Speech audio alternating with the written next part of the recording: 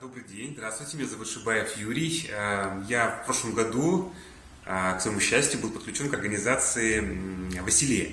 Вопрос возник по поводу визуального оформления каждого номера у дорогих телезрителей или видеозрителей. Отвечаю, как мы работали. За где-то месяц у нас появилась информация режиссерско-постановочной группы о том, какие композиции будут представлены на сцене. С каждым из авторов и исполнителей мне довелось связаться в очном либо заочном формате в переписке в соцсетях и проговорить пожелания. Скажу сразу, не все пожелания были учтены, скажем так, но пожелания были сформулированы. Мне было достаточно сложно работать, потому что я не обладаю знанием коми-языка. Здесь, это вот опять же, в методичку, те, кто не обладает, берем с собой под руки человека, который хорошо знаком с коми-языком, садимся и работаем над текстом. Понимаем, где и как можно использовать визуальный ряд.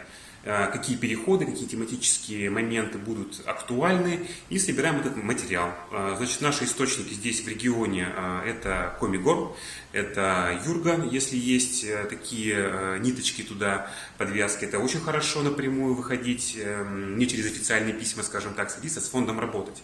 Потом есть совершенно замечательные каналы на Ютубе, их надо искать, у них очень мало подписчиков, есть ребята, которые профессионально занимаются видеосъемкой, коптеры, видеокамеры, они берут с собой это оборудование на рыбалку, либо они, скажем так, на коптерах там вылетают над Пармой, либо над каким-то районом конкретным. Эти данные можно получить, кстати, эти данные там представлены.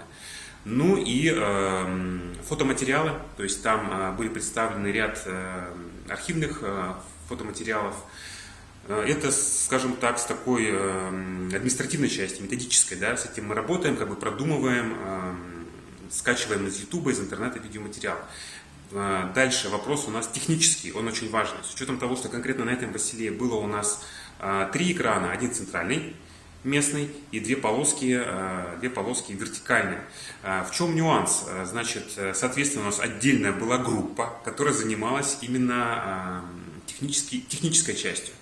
То есть для того, чтобы все срослось, если вы обратили внимание, то были разные изображения на разных экранах.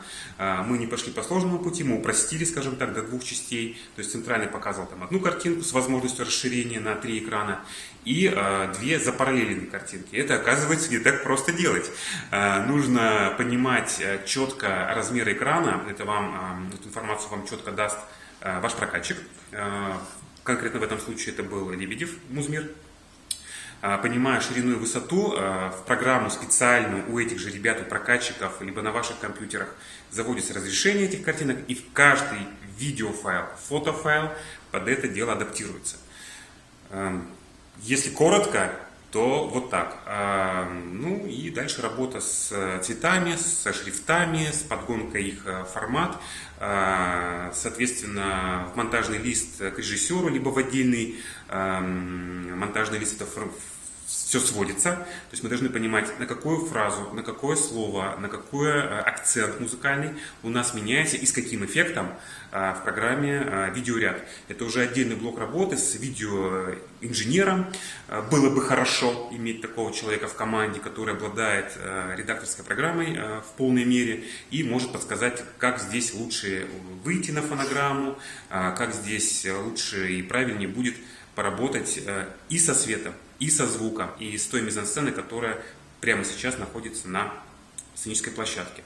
Ну, наверное, коротко, если то все. Спасибо.